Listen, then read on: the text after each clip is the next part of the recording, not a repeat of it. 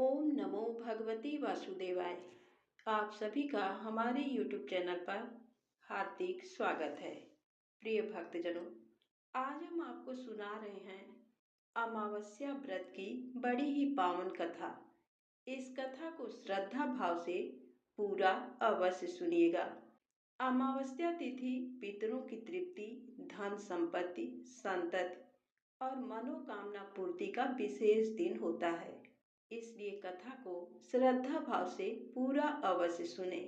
गंगा किनारे बसे प्रेमपुर गांव में एक साधु स्वभाव दंपति रहता था। पति का नाम था श्रीनाथ और पत्नी का नाम था भुवनेश्वरी। दोनों अत्यंत भक्तिमान, परंतु जीवन में गहरी कठिनाइयां थी। श्रीनाथ खेतों में काम करते, परंतु फसल कई वर्षों से खराब हो रही थी। कर्ज का बोझ बढ़ता ही जा रहा था। भुवनेश्वरी गांव की स्त्रियों के लिए दीपक, धूप और पूजा की सामग्रियां बनाती थी और उस काम से भी घर मुश्किल से चलता। सबसे बड़ा दुख ये था कि इतने वर्षों बाद भी उन्हें संतान का सुख नहीं मिला था। भुवनेश्वरी हर अमावस्या को संतान प्राप्ति के लिए व्रत रखती, पर परिस्थिति वैसी ही रहती। एक शाम वे रोते हुए बोली कि नाथ, शायद मेरे नसीब में संतान का सुख नहीं लिखा।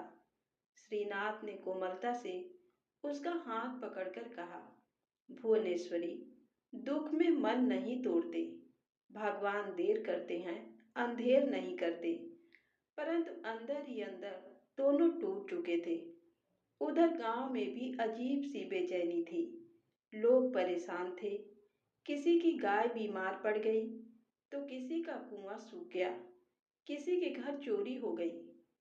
पुजारी ने कहा, यह सब पितृदोष के कारण हो रहा है।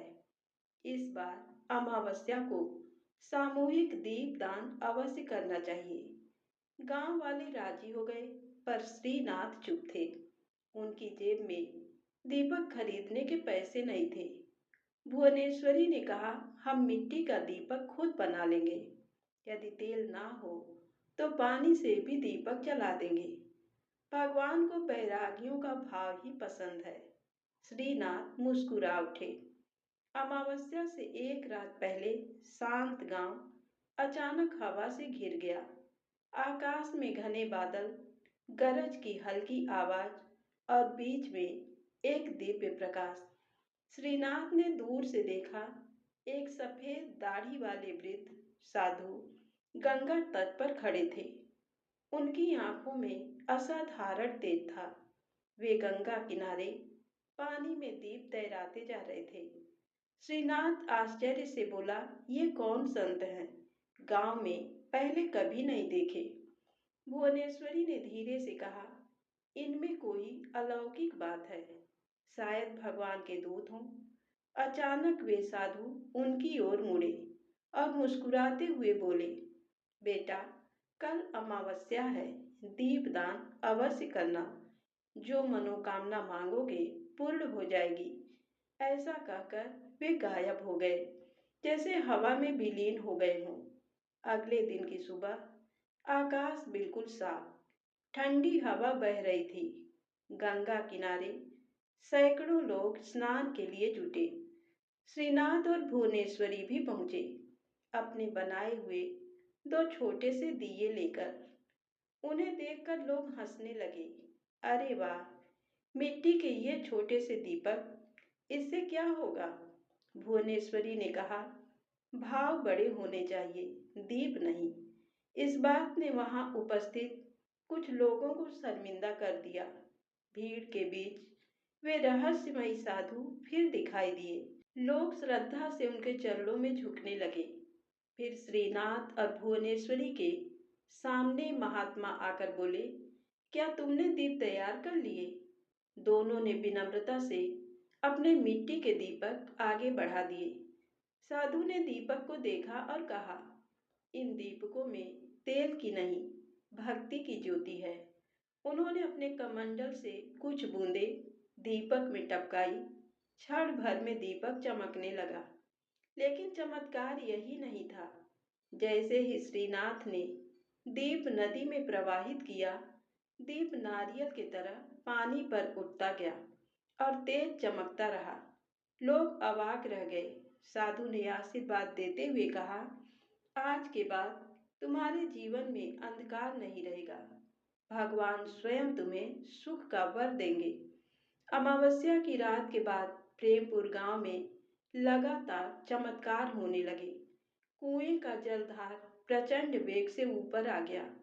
जिसे लोग मरती हुई समझ रहे थे, वे बीमार गायें अपने आप ठीक हो गईं। सूखे कुएं भर गए थे पानी से। चोरी हुआ सामान घरों के बाहर मिल गया, मानो किसी ने खुद लौटाकर रख दिया हो।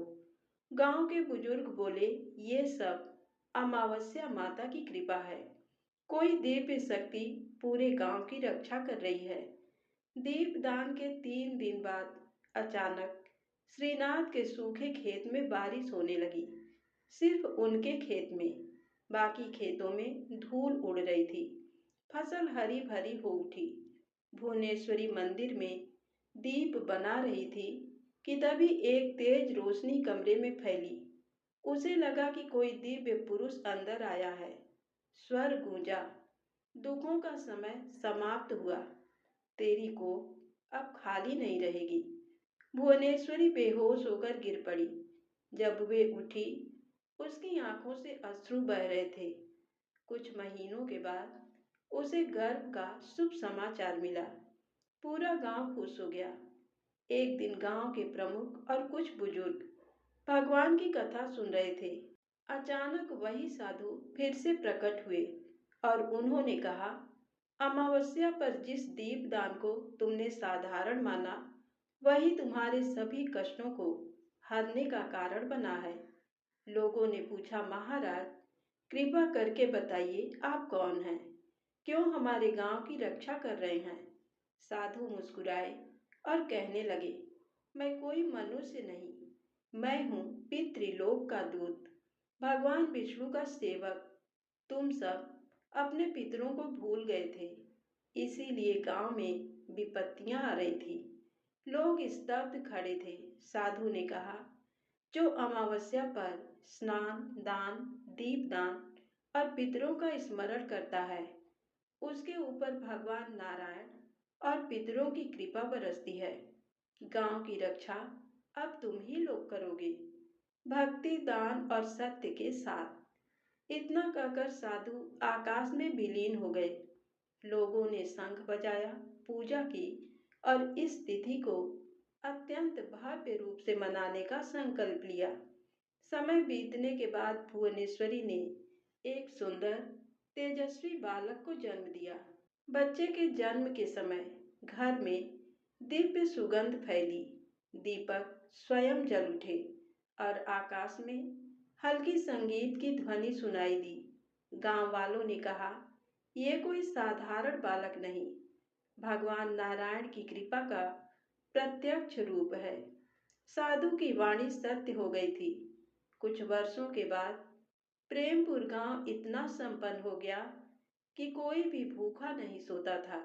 पितरों की कृपा और भगवान विष्णु के आशीर्वाद ने गांव के हर घर को प्रकाश से भर दिया। गांव में एक शिलालेख बनवाया गया, जिस पर लिखा था, अमावस्या भक्ति का दीप, पितरों का आशीर्वाद और भगवान नारायण की कृपा का दिन। और तब से आज तक हर वर्ष इस दिन गांव वाले गंगा में स्नान करते हैं, दीपदान करते हैं, अन्नदान करते हैं और पितरों का स्मरण करते हैं। कहते हैं, जो इस कथा को श्रद्धा से सुनता है, उसके जीवन में भी किसी न किसी रूप में भगवान स्वयं आकर कृपा बरसाते हैं। तो प्रेम से बोलें, लक्ष्मी नारायण भगवान की जय हो। यदि आपको कथा अच्छी लगे तो कृपया लाइक अवश्य करें, चैनल को सब्सक्राइब करें, शेयर करें। जय माता दी, जय भोलेनाथ।